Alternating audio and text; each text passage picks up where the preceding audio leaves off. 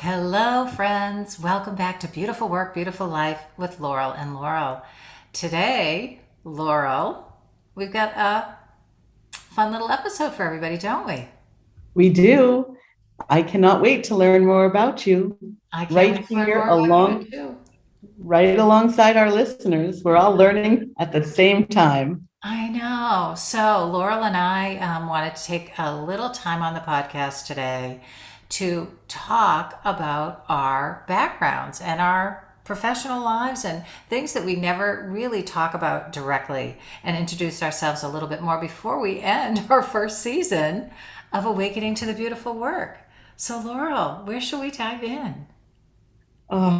We have so much to talk about and to get to know about each other. So Yeah. I want to just share how this idea came to me. And it was listening to one of our podcasts.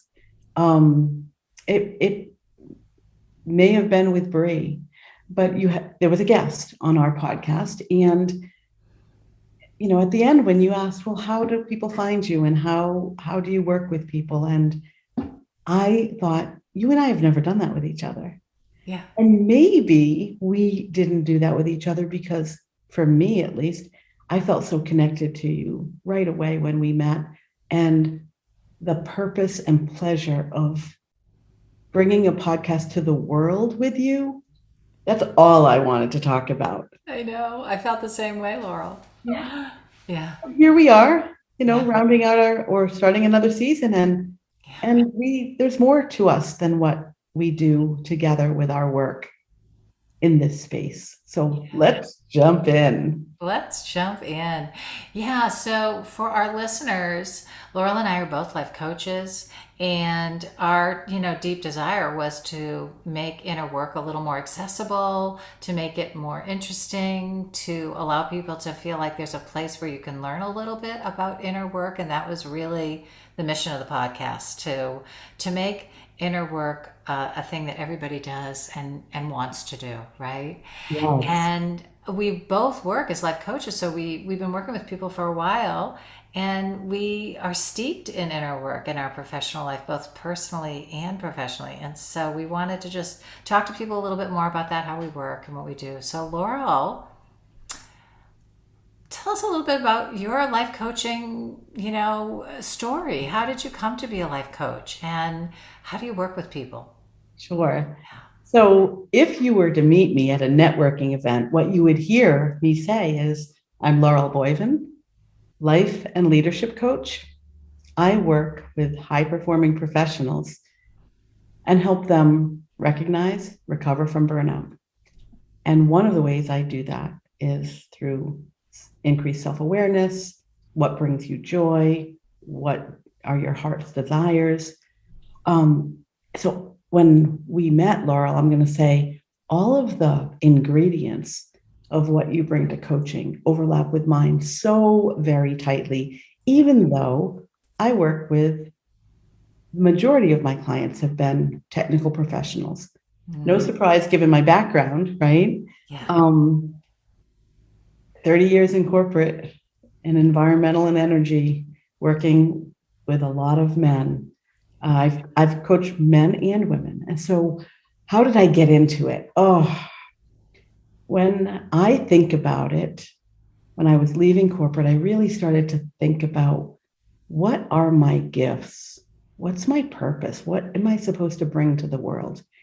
And I started to really pay attention to what other people were thanking me for, the contribution I made in other people's lives. And that had me realize that holding people in a space and making them feel seen and heard was something that a lot of people never experienced. But that's who I was. And so it really led me to think about my gifts, what makes me happy, how do I serve, what is the highest and best use of my time and talent. And it is helping people feel fulfilled in their work, in their families, in their communities. If I had to describe, it's joy, connection, and contribution. Mm, And then I realized I probably have been coaching and holding people in a safe space and listening my entire life, yeah. which is why eighth grade I was voted most like Ann Landers. Perhaps we joked about this I love before, that. I loved it when right? you said that on one of the first podcasts. Yeah. So coaching has been kind of that extension of who I am at my core. Mhm. And what about you? Yeah. Yeah, I don't really go to networking events. I did for a while and played around with trying to describe in one sentence who I am and what I do, and it never really worked for me very well. I do have like a line somewhere, I think on my Facebook page, or says that I work with sensitive, highly conscious, sensitive people and helping them, really live the life they want to live and show up the way they want to show up. And I I always feel like I didn't set out to be a life coach or a spiritual teacher or a speaker or a group leader. Always feel like my work found me along my pathway, which was, and really truly feel that way. So at some level, I do feel like I was answering a calling. Early in life, I felt like I was called to be a mom. Like that was in my 20s. I was working as a cost accountant, didn't like it, didn't know how to get out of it. Eventually stayed home with my children. That's how I got out of it. And had an interesting business experience and background, right? But promised myself that I wouldn't go back and do it because I really wasn't happy. And then when the time came when my kids were getting older and I could pursue work, that was when I felt like I started my journey into becoming who I am today and working with people the way that I do now. And my original thought when I went to go get a degree was I'm going to go teach stress management classes in corporations because I had started teaching Tai Chi and meditation and had done some stress management teaching at a hospital. Um, and so when I found this counseling psychology program, and part of the program, I was going to do the brief version of the program and get my counseling psych degree. Um, the brief version of it had a very short interim experience where you were going to work in an interim setting and counsel some people. And I happened to get an interim practice at a residential facility where women were recovering from addiction. And the minute I started counseling and sitting one to one in session with people, I felt like I was coming home to myself, like I was literally at home and born to do this work. And so I expanded my degree work to include, like all the work to carry a license to be a mental health counselor, which I never did. I never called myself that, even though I did all the work to do it. I had my envelope ready to send to the licensing commission. And by then I had already been studying energy medicine and I was into Tai Chi and meditation had changed my life and I had done shamanic training and I realized that that is not me. I didn't want to run a clinic, which would have been my next natural path because I had a degree in business, but I didn't want to do that. And I really felt like I didn't want to be a proponent and a support of the Western medical system because I feel like it's a very flawed system and it's really not serving a lot of the practitioners well. And I didn't really want to be a part of that. So I called myself a life coach because that was an emerging profession back then and have called myself that since. But some days I don't, I feel more like a writer now that I've written my fourth book. I feel more like a writer, speaker, leader, and mentor than anything else. Yeah. And my work has been mostly with women, although I do occasionally have the sensitive, highly conscious man who's concerned about relationships and his more total life rather than just work life. And I love working with men when they do show up in my world. But I feel like my women's work came because my path included opening a women's center. Even at the point where before I had started my degree work, I opened a grassroots women's center and learned so much about women's relationship and peer leadership. And so the model that that we use in our groups is based in that work. and consciousness raising. And a lot of my philosophical background comes from my Tai Chi and Eastern philosophy, because it's very much taking ownership and responsibility for your life and the quality of your life. And yeah, so I feel like, I've had this really cool blended professional development, personal healing path. And wow, it's been such a beautiful journey. 35 years now of, yeah, living into my full life. Yeah. I love that, it's the interesting journey, it's the path. And we bring things from our path with us as we do our work, as we move further into ourselves, as we become more of our true self. And that's, I think we bring that to our coaching and our clients and teach them how to do that. I mean, when I think about all of my clients have come to me for some discontent in their professional life, in their career. But what we know is that it affects their personal life as well. Yeah. In my coaching, I think about the whole being, whole beingness, Yeah. the tools and tricks and learning and teaching and changing of perspective and behavior, and creating what you want. It doesn't happen only on one side or one area of the pie chart, right? Yes. Yes. It's fully integrated. And so when you start to change one area of your life, all the other areas improve. Yeah. Yeah. Um, I love that. And I feel like we've talked about this before on the podcast, but our inner work, right, is really what creates our outer life. And so the condition and the quality and the the status of our inner experience really is reflected in our outer life. And so this is what we're talking about when you say, if you work on one area of your life, it impacts all of it. All of it begins to change. And also, for me, I've always felt like people often come conflicted about relationships, or feeling like they can't change the things around them that they want to change.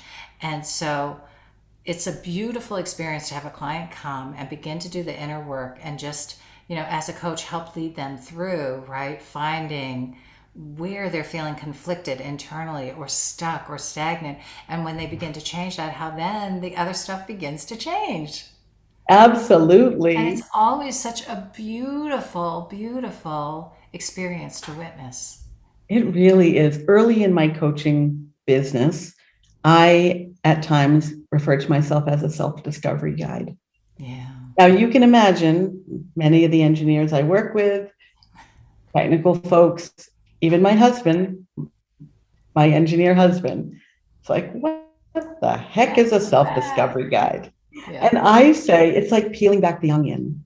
We Mm. peel it back and peel it back and peel it back so that who you are at the core can emerge, and Mm. you can bring, your gifts, your talents, what brings you joy wherever you go, whether you're in the office or at home or on the golf course or on the beach, wherever you are.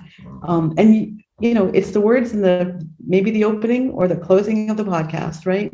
Yeah. When you change, you make the world more beautiful. The Yeah. world changes around you. Right. And so I think about that a lot when, coaching clients, or even in my own coach experience, my working with a coach or my self-coaching, I refer to it as the power of one, which I Mm. probably lifted from another coach, I can tell you. But, focus on what I need to bring to my life, and the power of improving one life improves everything around you. Yeah. Yeah. So tell me, you mentioned group.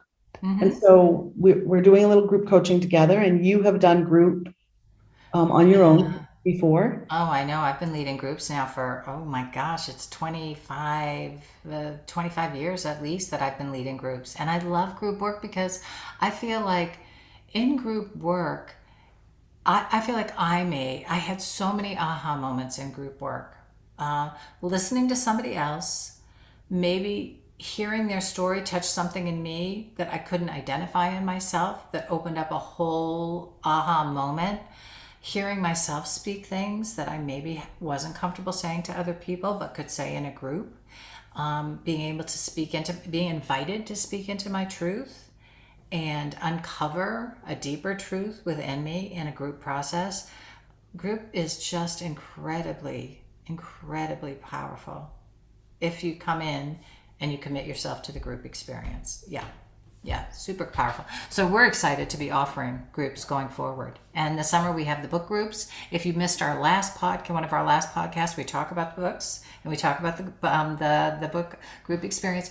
And I want to mention, because we didn't talk about that a lot in our podcast that day, is the group is going to be a little different. It's just not an open discussion. It's a very structured way of beginning to use the book itself as a tool to learn about your own self and do your own self-discovery work in the safety and love and support of a group experience. So I wanted to make sure that people knew that we have a special kind of group to offer. Yeah. We do. I'm so excited about it myself. Now, I've not yet done group coaching except with you in the umbrella of Beautiful Work, Beautiful Life, and it is incredible. I have been a participant in group coaching with a life coach, with a business coach. The participation, I get the same thing that you've mentioned, that the benefits. I can be witness to someone else through their growth and transformation, even though maybe I haven't fully opened up to speaking about that yet. So it's the benefit of observing and witnessing and maybe even implementing the work that is suggested for them into my own being, my own business, my own life. And then the community and connection. I love the community and connection in a group. I've benefited from that, and I love bringing that to our May challenge that we're working on now, working with women in this container. And I can't wait to bring that same community and connection and growth and transformation and personal discovery, self-discovery, to a group this summer through the use of books. Yeah. And one of the things that isn't talked a lot about, but I love it, and the idea was really solidified in the book that I've talked about before, is how to The More Beautiful World Our Hearts Know Is Possible by Charles Eisenstein. And he talks about the idea that it's very hard to create lasting change outside of a community. So for instance, for many people who, and I'm sure people could really relate to this as we talk about it, right, is this idea that oftentimes when you're trying to change a habit, it's you keep going backwards. You might change it for a little while and then you go back and you go back and you go back. And part of that is we're in kind of resonance with community, with family. And so when we really want to change our lives, to be in a community of people that are working on change and supporting you in your change, it just ups the success level so much, rather than trying to do it on your own. And that's one of the things I love about group too, is feeling like I have a community that I know is trying to grow and change as well. And they're all people that I can call on if I feel stuck, or just knowing that, they're my group, they're my people, as well as the people that I'm living with that may not be working on the same kind of change that I'm working on. Yeah. It's so true. And it happens in the workplace. When I think about, whether it was me when I was in corporate or, clients of mine, when any individual is looking to level up, to grow and transform and be better at what it is that they're here for, it's hard to do it in a group that doesn't have that. Oftentimes we talk about like-minded people, but it really is the energy of growth and transformation that is so important as we learn and grow ourselves. Yeah. So it's community and connection, no matter where you are. How do you create that? And so I love that we're bringing this, I do um, too. I do yeah, to the too. world. Yeah, and I hope to meet some of our listeners in the future, in our Yes, groups, and in our yes, offerings in the days to come. And both of us have space in our coaching practice right now to take on new clients. So anybody who is a listener, and I would say that if you're a listener and you're interested in working with either one of us, our contact information is here below in the podcast notes, and let us know that you're a listener because that will help us too to know what you know about us yes, and how we can like get kickstarted real fast. Yeah, yes. And yeah. so I know we've talked about this before. Our listeners can find us through the podcast notes. Each of us have our own website, and we are both on social media Yeah. in all the places. All the places: Instagram, Facebook, LinkedIn. Yeah, yeah. I'm not on Twitter. That is the one place I'm not, and I don't know if I will return. We'll see. Okay, We'll stay see. tuned. Stay Yeah, tuned. I know. So, thanks for being with us, listeners. And if you have any questions for either Laurel or I, reach out. We're here for you. We're here to grow a community and help you have the beautiful life that you want to have. Laurel, Mhm. thanks for sharing your background and your life coaching and all Thank that good you. stuff today and getting to know you more. Yes, one more level or layer of the onion that we're getting to know each other. Yeah. And I'm so excited for season two, living in the beautiful work, right? I am too. Do you Oh, we're want to going to have talk for just so a much. moment about that? About Yeah, what yeah, we have yeah. coming? Let's Go do it. right, jump Yeah, in. I know. So, for everybody who's been with us and continues with us, if you go back through season one, we have so many beautiful topics that we've touched on and really opened, hopefully, the doorway to ideas and thoughts about how to do the beautiful work, how to awaken to the beautiful work, how to awaken to some of the work that's possible in this beautiful inner work that we're talking about. And our next season is really a deepening. I think of it as a deepening and also an expansion of ideas about how to really bring the beautiful work into your life more and more and really feel like you're living in it. Because I feel like oftentimes, we wake up, we get these wake up calls and we're like, oh, we have to do it differently. And we're like, we might do a little bit and then we backtrack or we fall off the wagon or whatever, right? And so how do you make it a way of life? Like, I think we're really going to talk about that and talk about why we do that, right? Why it's so important and how transformational it is when we just make it a part of our lifestyle to do the beautiful work, to live in the beautiful work. Yeah. Yeah, and it's funny.